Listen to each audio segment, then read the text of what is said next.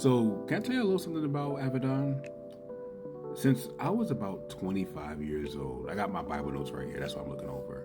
I have hated the idea of retirement. I did not like it at all. Every time people would say, get this job so you could get a good 401k plan and retire well, I always said, and my parents watching this, they could back me up. My friends watch this, they could back me up. I've always said, by the time I'm in my 60s or my 70s, 401ks are not going to be much of a thing. And the older I get, the more true that's looking like. But I was in Ecclesiastes 1 this morning, and the Lord is showing me how true my feelings back then, like more than a decade ago, were, how true those feelings were, and how true it is now. So let me show you something. In verse 5 of chapter 1 of Ecclesiastes, we see the sun has a job and it works. Verse 6, we see the wind has a job and it works. Verse 7, we see the rivers have a job and they work. And in verse 8, we see that all labor has work. There's work. Everything that God has created has work. The animals have work to do. Plants have work to do. Everything has work to do, but yet we as human beings don't want to work after a period of time. Yet we as human beings have conflated the idea of having a job as the only idea of work, and we don't consider anything else work. Meanwhile, the idea of retirement is less than 100 years old in this country. That was put in place by Franklin D. Roosevelt in 1935 with the Social Security Act.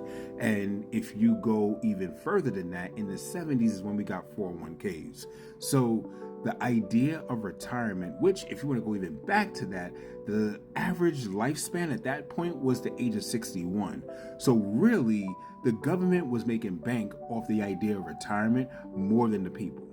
But that's another story for another day. The point that I'm making is this whole idea of retirement is not layered in God's design for creation for his people. He did not create us to work 30 years for one employer and then we get paid to die, basically, because entropy is a real thing.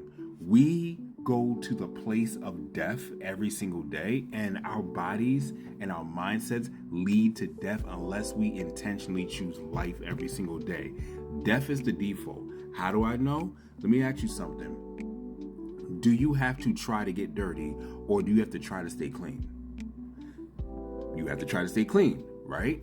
So your body is going to decay whether you like it or not. Your body is going to stink whether you like it or not if you don't do something about it. The same way, if you go into retirement, your brain, if you don't have a sense of purpose or a sense of things to do, is going to go to a place of death much faster.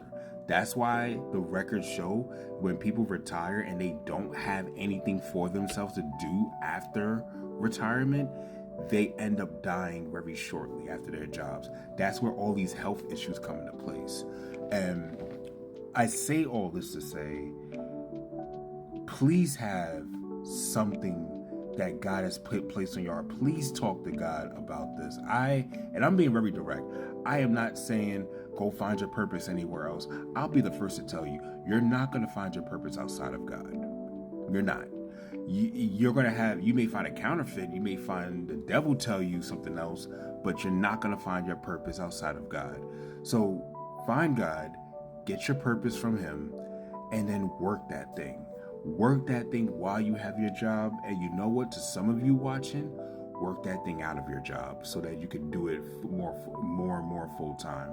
So I said enough. This is just me just giving some encouragement to the person who's reading. If you have watched this and this came across your algorithm, I'm not going to put no hashtags in my title or anything in my description. If you came across this and you listened to the end, then this was for you.